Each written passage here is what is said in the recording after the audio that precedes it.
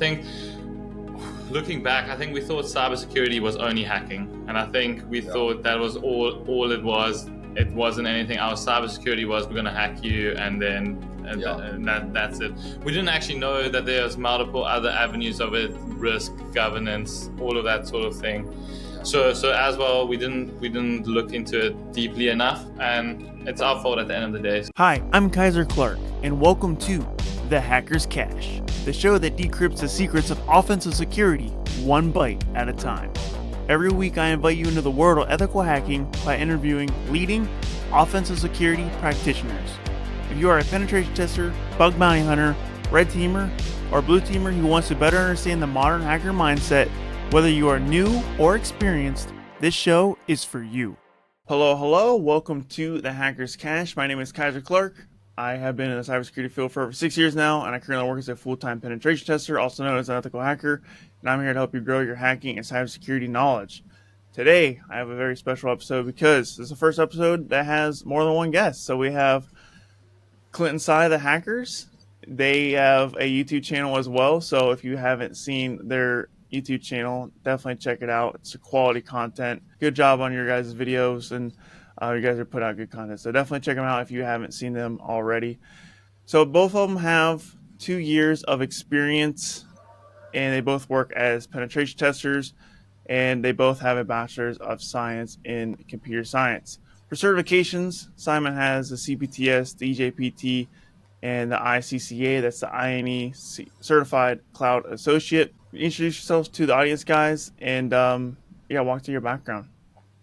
Sure, Kyser, thank you so much for having us on. So I'll go first. My name is Simon. I originally come from South Africa. I studied computer science at the University of Stellenbosch there, and then got the call to move to the UK and started a career in cybersecurity, as well as my colleague here, Clint. He also got the same call from the same recruiter. So I'll pass that on to Clint to quickly talk about his background and how he got to London as well.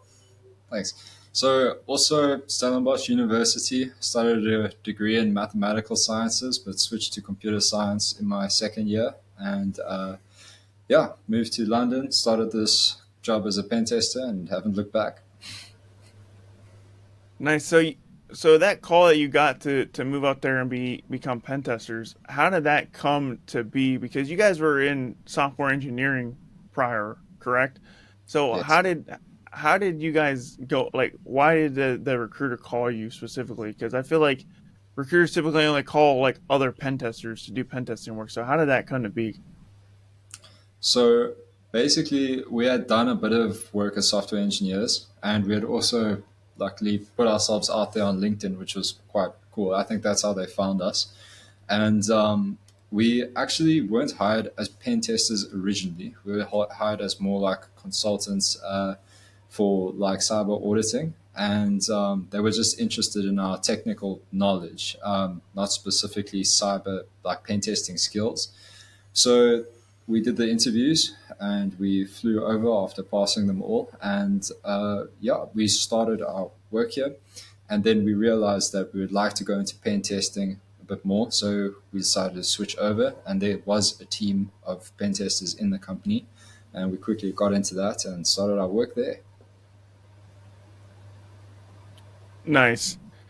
So let's go ahead and dive into the rapid fire questions. Hey, I wanted to tell you about my new Cybersecurity Insider List, where you get raw, unfiltered cybersecurity advice, tips, and hot takes, plus exclusive first looks at my content delivered directly to your inbox every single week. No fluff or spam, just valuable content. Head over to kyserclark.com/newsletter and level up your cybersecurity knowledge today. Once again, that's kyserclark.com/newsletter. There's also a link in the description. All right, now back to the show. Are you guys ready for the rapid fire questions? Yes. Let's go. Very intrigued to see what they are. It's always a good time. Let me pull my stopwatch here.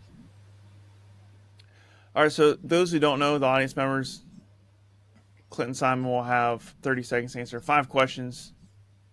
And if they answer all 5 questions in 30 seconds, they will have a bonus 6 questions. So this one's going to be a little bit different because we have 2 of them. We have 2 guests here. So in order for them to move on to the next question, they both have to answer the question. So they're actually going into this at a disadvantage because they have to have 2 responses before we can go to the next one. So we'll see how it plays out for them. I'm excited to hear the responses. And for you guys can say the same answers if it's the same, and then you can also don't explain your responses. We'll whatever your most interesting response is, we'll talk about that. But for the rapid fire, just say the first thing that comes to your mind. Sure. All right, and your time is going to start as soon as I stop asking the first question. Okay, you go first. Okay. Okay, nice. Here we go. What is the most useful certification? I think the most useful certification would be the OSCP. I also think so. It's a HR gateway. Favorite type of pen testing? Ooh. Physical. I like to go internal. Most annoying cybersecurity myth? It's easy to learn. Yeah, it's easy to learn. On a scale from 1 to 10, how important is a college degree for a cybersecurity career today? A 1. Yeah, it's a 1. Not that important. Greatest hacker of all time? Ooh.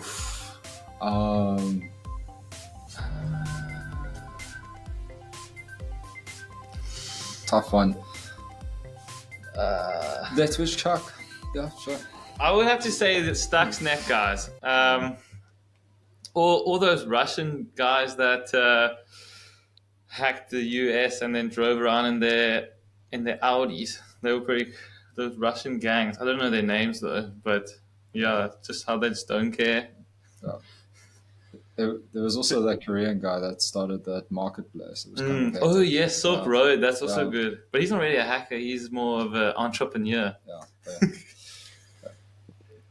All right, so when you answered Stuxnet, I stopped the time because that was really the end of the answer there. So I didn't count the explanation in your time. And you guys got 1 minute. So I'm going to give it to you because you guys are combined, and you guys, if you guys were by yourselves, it would have been 30 seconds to pop. So I'm going to give it to you, even though you had it at a minute, but you guys had 2 responses. So I think that's fair. If I double the time allotted, I should have said that before, but I'm going to go ahead and give it to you because we got to get to the most pressing question of all time, which is our bonus question. Okay, let's go. You can answer. You can explain this as much or as little as you want to. Fair. So don't feel any pressure to explain your answer, but if you want to, feel free. So here it is. Should toilet paper hang over or under? Definitely over. Yeah. Like that. Yeah, sure. Without a doubt. Me, I actually don't care, dude. I've seen you. So we flatmates and you share a bathroom. He does it under, and I take it off and I switch it. Really? Is that big a deal? I do, yeah. Oh, jeez, dude. You just gotta use it at the end of the day. It doesn't really matter. Like it's all doing the same thing. It has to be a certain way. It's a process, yeah. Oh man, I picked the perfect question for this one, man. That was great. So yeah, so for me, I deep down inside of me, I do not care, but I always put it over because other people care. So like if I'm expecting, I just put it over all the time. I just get in the habit of that because like if a guest comes over, I don't want to like look like I'm a barbarian or something, or like if I'm at like work and it's my responsibility to change like the toilet paper roll if I'm like on an insight person job, then I will put it over because other people care. If other people didn't care, I wouldn't care. That's kind of how I kind of deal with it. I've never ever thought about that. Not once in my life. It irks me. I didn't know that was a thing as well. It really was. I've actually brought it up to you before. You probably just really? Yeah. Sorry, bro. It's okay. And one can make the argument. So, fun fact is, when they made the patent for the toilet paper roll, the patent images have it over. That's why people say it's over. But I personally, I don't really care. No. What happens if you don't have a toilet roll holder and it just sits on the floor or something? It has to be vertical, then surely. That's the worst crime you can commit. Yeah, not having a roll, like not hanging up at all. Yeah. Wild animal. All right, well, you You guys' most interesting response, I think, was on a scale from 1 to 10. You guys both said 1 for the cybersecurity college degree. So why do you think a college degree isn't important for cybersecurity careers? Well, it's like, okay, so first of all, there's so many different types of things you can study in college under computer science. I mean, where we studied, there was a course available, computer science, with a major in genetics, which is even less to do with cybersecurity and pen testing. We didn't learn, I mean, we learned networking for about, we did a 6 month like module on networking, which was the closest thing to the work that we do now, where we learned about like the OSI models, TCP, IP models, and how different protocols work. But other than that, it was mainly coding, and that helps with scripting and stuff. But it's not gonna help you like get any real practical experience. And I wouldn't like trust somebody coming out of a 3 4 year degree on computer science to actually pen test a network. But doing a course like the OCP or CPTS, a few months, and yeah, you could actually do pen testing. So Yeah, I agree with you on that. My my thoughts on I have a college degree as well in cybersecurity. I'm actually working on my master's degree in cybersecurity. I'm actually very close to getting that done, nice. and it's not really it's not really coming into my day to day work. I mean, the things that came into my day to day work for my college degree was like I had to learn how to use Excel for my statistics class, and that really helped me out, like know how to use Excel because I didn't use Excel prior to college, so that helped out a lot. But when it comes to like the actual pen testing and stuff, it doesn't really help me out at all. But at the same time, I chose to go into a non technical cybersecurity degree. My degree specifically cybersecurity management and policy, so I wanted to learn more GRC stuff. So it Mm, helped with that, like learning a lot of the GRC stuff that I do see in my day to day job. So I guess it depends on like the lens, but I don't think you're gonna learn pen testing from a college degree. I think Yeah. a college degree is really meant for like what I'm using it for the GRC stuff, like the legal and the policy type stuff. true. I think it's just because pen testing at the end of the day is extremely practical, and every test you do is completely different, and you can't boil it down to a textbook. That I think that's also the problem with courses, that you will have a target and you have to attack this target, and then you have this preconceived notion that every time you get a pen test, you're going to have a target that's exactly the same as the one you learned about in university or on a course. And I think that's where university falls short, that they can't teach you that practical side, and they can't teach you to think on your feet and that sort of thing. Mm, yeah, Yeah, yeah, I agree with you. yeah. So you guys work very closely together. So I would say most people don't have like the relationship that you guys have when it comes to like building your careers up. It seems like you guys are like building your careers up together. You guys work together a lot. So what are like the perks from your guys' perspective on like how it has helped you guys grow and breaking in the field, working together? Yeah. So I definitely think it's Clint is basically my brother from another mother, and I'm the same to him. And our families share the same bond. They've both accepted us as their adopted sons. And I think it's helped our careers massively because just the ability to bounce ideas off of each other. And Clint, this is my desk, and Clint literally sits a couple meters away from me. So we can always communicate together, and we test each other. So we'll ask each other questions so that we're always staying at the top of our game and that sort of thing. And that our manager would never catch us out asking us an easy question and then we fall flat on our face.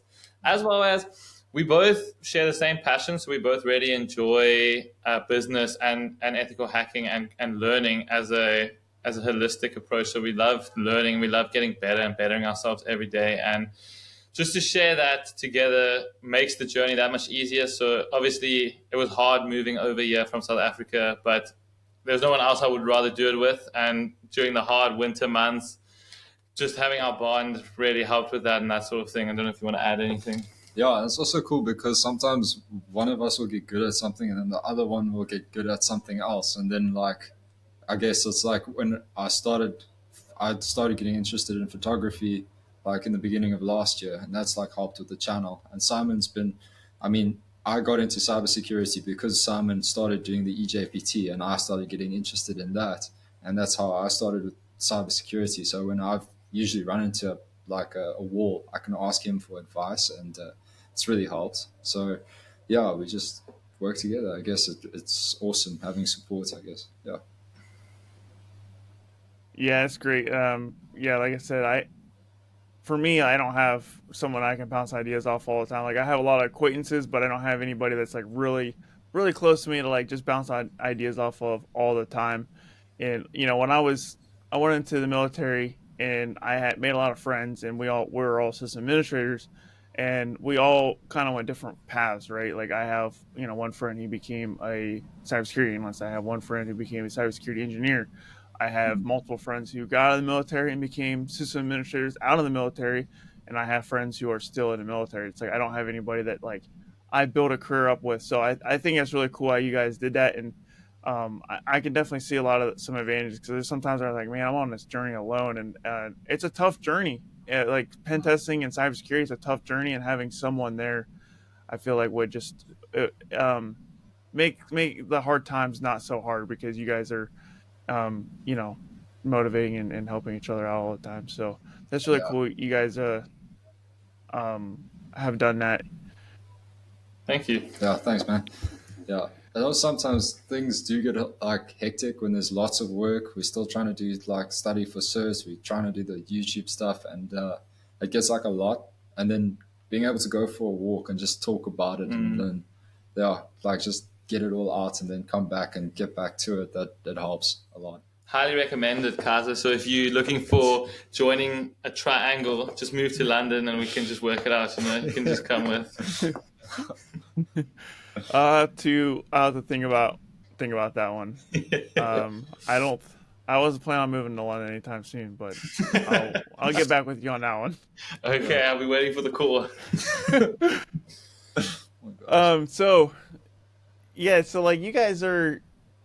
Did you guys plan on like building a career up together? Like when did that happen? Like you guys were in the same college, and did you guys like when did you guys meet each other for the first time? And like how long have you guys been friends? And like did you guys plan on building a career out together, or did it kind of just happen?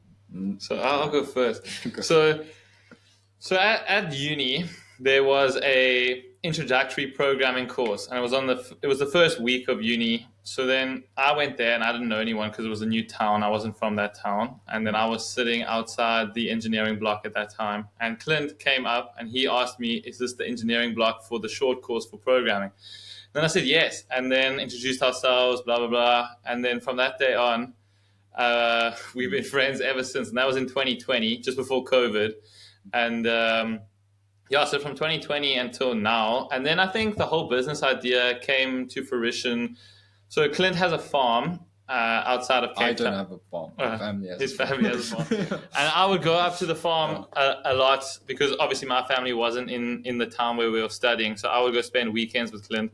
And we were sitting at the table one day, and both our families have their own businesses. My dad is an engineer and has an engineering business, and Clint's dad was an engineer and now is a whiskey connoisseur, whiskey maker, whiskey distiller. Clint can talk more about that.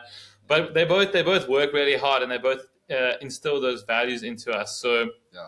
from there, we want to make our parents proud, and we want to also be better than them and go further and that sort of thing. And we just thought, how could we take what we knew then and do something with that? So then we thought it would be a great idea if we started our own security business, that sort of thing. So yeah, that is the vision in quite a way away. But the dream one day will be to own our own pen testing firm, professional services firm. So yeah, Clint, don't know if you want to add. So yeah, yeah, met at varsity, went through that whole process, and then I remember being in the distillery, and Sai told me that he got the call to come and do a interviews to get through so you can go to the UK. And I said, congratulations, that's awesome. And literally an hour after that, I got the same call, and I ended up going through the same interview process and ended up in London. Nice, what a story. That's really cool. So do you guys? like for your skill sets and your knowledge, like what are some things that Clint's really good at that Simon's not good at, and vice versa? Like what are some like things that you consider strengths that your counterpart has as a weakness, and if any at all, do you have any of that going on? Yeah, so I can. So not outside of ethical hacking and that sort of thing, I love to just go onto something. I'll come to Clint like, dude, we need to do this. We need to do this. It's gonna be the best thing ever. And then Clint has this calming effect where he takes this holistic approach and looks at the thing with a great lens and basically comes up with all of the things that could go wrong and brings that to my attention, which helps me balance in a sense. And in that way, we are able to come to the best possible solution, the best possible outcome. So I think that's definitely one of your best skills. So yeah, what, you want to? So it's the exact opposite for me. I'm usually thinking why something can't work, and then this guy will get me to actually do something, and it ends up actually working, and it's great, you know. So yeah, it's a nice balance, I guess. Yeah, from my small amount of studies I've seen in like business partnerships and just partnerships in general, like that's honestly like one of the top things you guys can have is like have someone, you know, like you said, have someone like kind of like be the visionary, and then someone kind of like bring someone else back to reality, and think about like what could go wrong so you don't, fall off the road and die because you're overzealous with like your ambitions, so that's really cool. And yeah, I feel like I'm kind of like you, Simon, where I have like a million plans, but I don't have Hmm. anybody like pull me back into reality. I have to do it myself, and um, yeah, so that's really cool. Yeah, yeah. Plus, yeah, we got different interests. So he's also really into like podcasts and like business, and he'll follow a lot of guys. And I'm you like yeah, some influencers. And then I'm also like into like languages, so I like learning like spoken languages, not programming ones. But yeah, so But I definitely think that we've found a harmony now in the sense of our YouTube channel, because it takes Clint's creative mindset and my vision of our personal brand, because obviously YouTube is a great platform to begin building your personal brand and social media in general. So it takes both our passions and brings them together, and I think that's why our channel works so well together and how we are able to grow, and we have a big vision for the channel and that sort of thing, and it's great to be able to do it together as well. So yeah. yeah. Yeah, I feel like almost there isn't a day that goes by like, man, I wish I had someone just help me out like with my channel, or I wish I had someone help me out like with the podcast. It's because it's Mhm. a lot of work, and um, yeah, that's really cool. You guys are working together, and on pretty much everything. You're like working and the content creation. You guys are like seem like a well-oiled machine together. So that's really cool to see. Thank you so much. I take my hat off to you as well, because I'm colorblind, so I can't really make thumbnails or color grade videos. So that's also where Clint comes into play. So Yeah. I'm disabled, and obviously Clint can use his eyes. Oh my So gosh. yeah, I take my hat off to you. To do all of that by yourself is an incredible achievement. Yeah. So yeah. Thank you, thank you. So, what is some of the greatest challenge you guys have faced in your career so far, and how did you overcome them? Like, what was like some of the hardest challenges when it Oh comes to your God. cybersecurity Okay. career? So when we landed in England, It was uh, cold, first of all. yeah, it But was yeah, cold. anyway. So in South Africa, in January, in the early months of the year, it's warm. It's 30 degrees. I don't even know what that is in Fahrenheit. I think it's 100 degrees Yeah. Fahrenheit or Yeah. something. But yeah. So we landed in London. It was getting dark at 4 o'clock in the afternoon, and we thought in the beginning that we were coming here to do pen testing, but when we soon found out that we were doing auditing, that's when things changed, and that became the biggest challenge. It was, how do we get out of this, and how do we get to become pen testers and that sort of thing. So yeah, so that was the biggest challenge. Firstly, from this year, as well as leaving our family behind, leaving comfort behind, safety, security, all that sort of thing, to move to a new country where we don't understand how basically anything works, It's very different from Africa in the sense that obviously England is a first world country and South Africa is a third world country. So yeah, so having to learn all of that, not having the networks and the connections and the social aspect that we had in South Africa with all of our friends and all of that jazz, and yeah, having to start from scratch definitely adds character. And Clint and I were actually talking about it today on our walk. We wouldn't trade it for anything because it has provided value to us, and we have developed as people and as pen testers. We've learned a lot over Yeah. the past year. So yeah, we definitely value this year, but it was very hard. So Yeah. add. Yeah. Other than that, and just the studying for our degrees and stuff, yeah, pretty much. Yeah, that's definitely. I mean, a lot of people don't do that where they, they just move their whole life from point A to point B, and that's extremely difficult. Being in the military, I've done that several times now. I went to South Korea for 2 years, and that was a wild thing because no one in my family has been in the military, at least my immediate family. So that was like a whole adventure that I had to like kind of do on my own and had to like learn how to because the United States military is like there's so many different cultures. And, like I learned so much about like other cultures and stuff, and I was I don't want to say it was a challenge. It was a little challenging, but it wasn't like one of the biggest challenges. But it was an experience that not a lot of people get, and that's kind of similar to you guys, where you guys went from South Africa to the UK. But I guess you thought you was going into pen testing and you get there and they're like you're going to be an auditor and you're like I don't want to be an auditor. So how did that happen? Like how did you guys think it was pen testing and it was actually auditing? Did they lie to you or did you guys No, not understand? so Like how did it wasn't a lie necessarily. They used a recruitment agency. So we did it the whole recruitment process through them.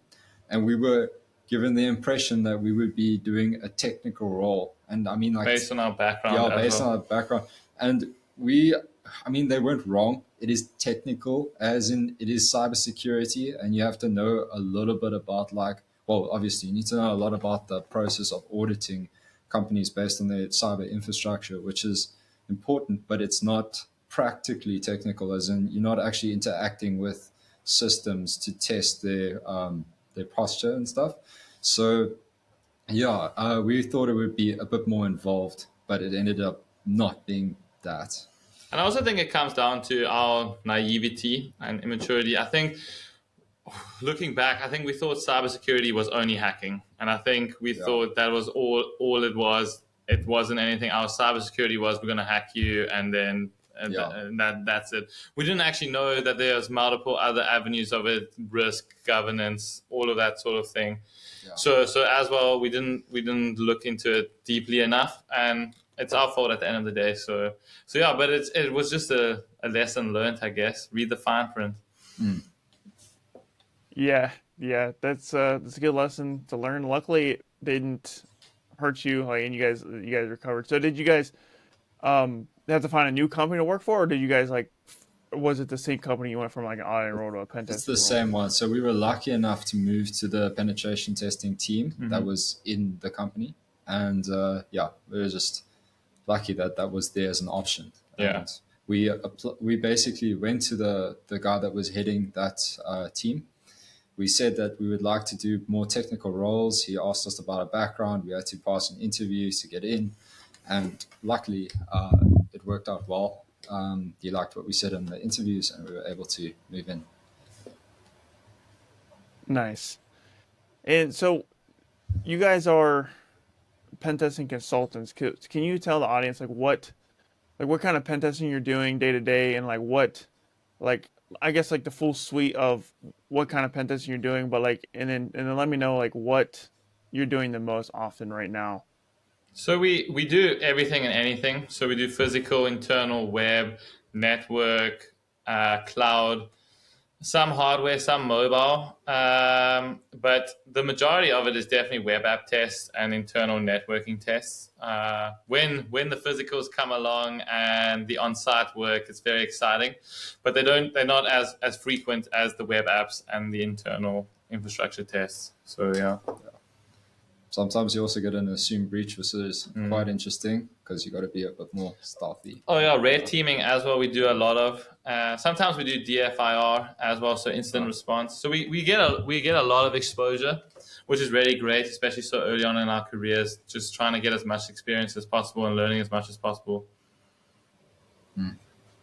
Nice. Now, since you guys are at the same company, do you guys um how often do you guys work on separate projects at the same time, or do you guys always work on the same project at the same time? Like, how often are you guys working together, and how often are you guys kind of split up? so we really, I mean, I've worked with Sai a few times on the same project, Mm. but sometimes when work gets really hectic, you can work on, I wouldn't say many projects at the same time. You usually don't do more than like two or three, but usually you're focusing on just one. And if you are doing multiple, it's usually like small web app tests or, Mm. yeah. So it's like just static websites sometimes that come along. You can do a few. But yeah, if you're doing like a big internal, it's usually you. And then like one of the more senior testers that will go. And yeah, so that's how that testing would be done for like a week or a few weeks. Yeah.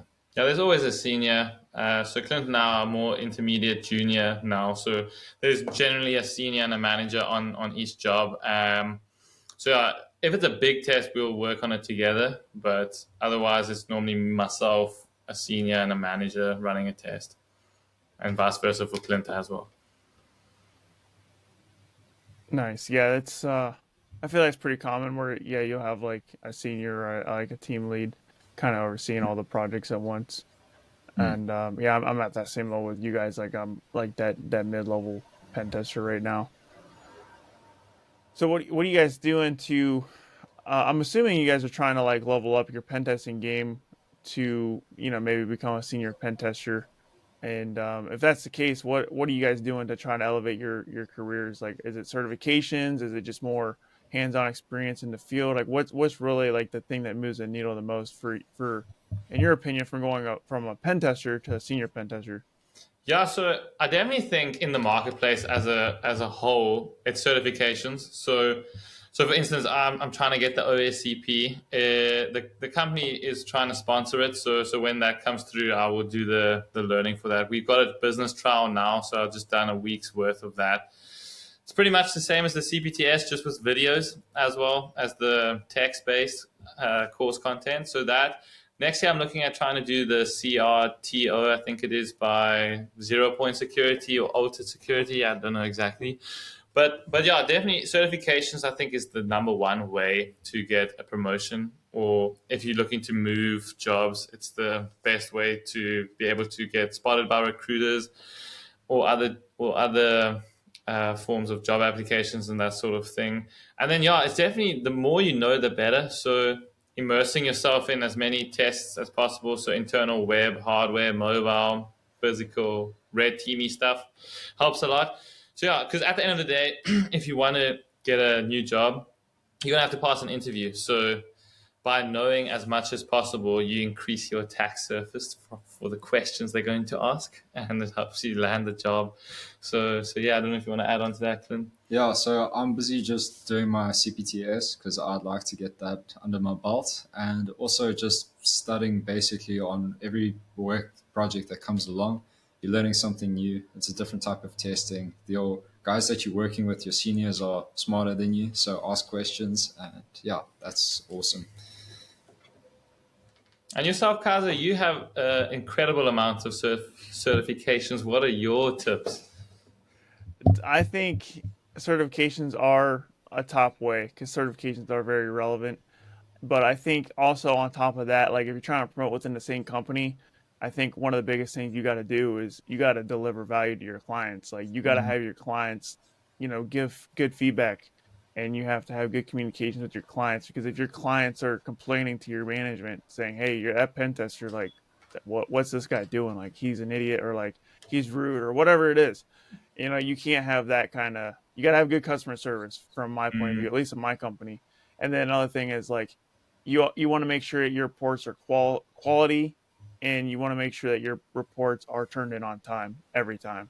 Yeah. And that's my big focus is like never turn a report in late ever, Yeah. and never have a client complain or like give me negative feedback. And that's my focus during work. And then outside of work, I'm also trying to get other certifications. And like you said, trying to branch out into as many other areas as I can, as like, web app pen testing, network testing, IoT hacking, um, Mm. wireless hacking. There's so many other things you can do. And I think, like you said, having that um, large breadth of areas of expertise really helps you, because when you're in a consulting world like we are, you never know what the clients are going to want. There's so many different kinds of pen testing, and sometimes they need, 3 or 4 different types of pen testing at the same time. So having that breadth of knowledge, I think, helps you go from the pen tester to senior level, Mm. which that's just my hunch, and that's what I've been working on. When I become a senior pen tester, then I have a lot more knowledge when it comes to that. But for right now, that's what I'm feeling and thinking for my own career. Yeah, Nice. cool. That's really good. And what certifications are you working on now to help you get to that senior level? Because you have the OSCP, the OSWP, you have pretty much all of the big ones that I know of. Yeah, right now I'm working on the OSWA, which web app hacking has been very challenging for me because the OSCP passed on my first try. It wasn't easy, but I passed on my first try and I had a really good time with it. And going to OSWA, which is a web app hacking cert, that I failed 3 times now, and it's Mm. been something that's been a huge obstacle for me. Yeah. Yeah. So, because web app hacking pops up probably more frequently, slightly more frequently than network pen testing, and I feel like network pen testing is I'm more comfortable doing that because it makes Mm. more sense to me.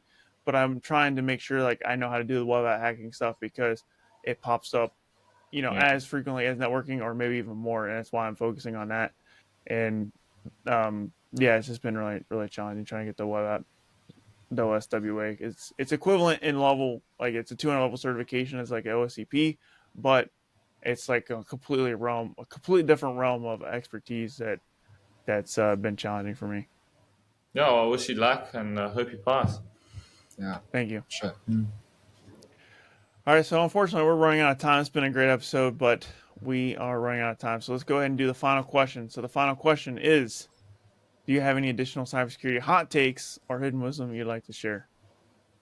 Yeah, I'll go first. I definitely think if you want to break into the industry, learn as much as possible. I think LinkedIn is a big one. Reach out to all the recruiters that you can find in your area or even in your country. Be open to moving to different places. In South Africa, the cybersecurity, especially the offensive security careers are very limited there. So that's why Clint and I had to come over here because there was no exposure down there. So you have to be open to that. And yeah, learn as much as possible. Post on LinkedIn. LinkedIn's really good because all the recruiters are on there. So if you post there, they'll see and take any job, I guess, that is in a cybersecurity field, even if you're starting at help desk. I think Network Chuck talks about how he started out as a help desk, then went to network engineer, and then went to offensive security, but now he's a content creator. So yeah, I definitely think learn as much as possible. Be open to learning. It's going to be long. It's going to be a hard slog. So just get strapped in. Yeah. And a lot of people think that you need to go for certifications off the bat, but there's also a lot of good free resources out there that you should definitely check out first. Yeah. Well, thank you for that wisdom. That is really good advice, and I agree with the LinkedIn comment all, as well. Like that's how I got my current job. I just posted on Mm. LinkedIn. Someone reached out to me, and it's been huge. That's why I always talk about LinkedIn. So, speaking of LinkedIn, where can the audience connect with you at if they want to get a hold of you? So our YouTube channel, Clinton Side the Hackers. We have a Discord channel as well that has got a lot of great people in there. So if you have any questions, they always help you out. They always reply very quickly as well. LinkedIn, you can reach us, Simon Exley, Clinton Elves. Instagram, Clinton Side the Hackers. Twitter, Clinton Side the Hackers. Even TikTok. So anywhere, any of the big platforms, just type in Clinton Side the Hackers and we'll come up. So yeah, Kyser, thank you so much for having us. Appreciate it. Yeah, thanks for being here. You guys are awesome. And audience, best place to get a hold of me is LinkedIn and my website, kyserclark.com. Audience members, thank you so much for watching. Thanks for listening. If you haven't shared the show with a friend yet, please do so. That would help out the show the most right now. So Hopefully, I see you in the next episode. Until then, this is Kyser signing off.